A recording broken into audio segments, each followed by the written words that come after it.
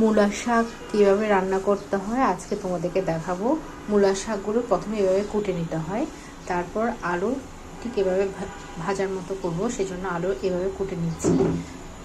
তারপর রসুন আর হচ্ছে যে শুকনো মরিচের গুঁড়ো। প্রথমে কড়াইয়াতে তেল দিয়ে দিচ্ছি,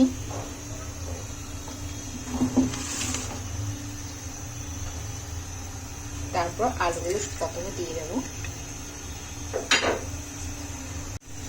লবণ দিচ্ছি, হলুদ দেবো,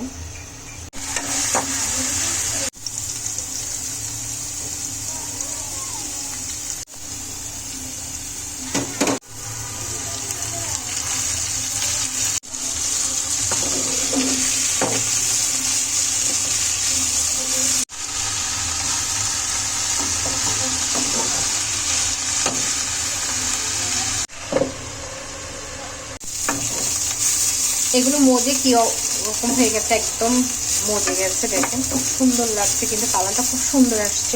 এই শাক, মূলা শাক দিয়ে ভাত খেতে ভারী মজা। আপনারাও ট্রাই করতে পারেন মূলা শাক, তবে গরম গরম ভাতের সাথে খুবই মজা হবে।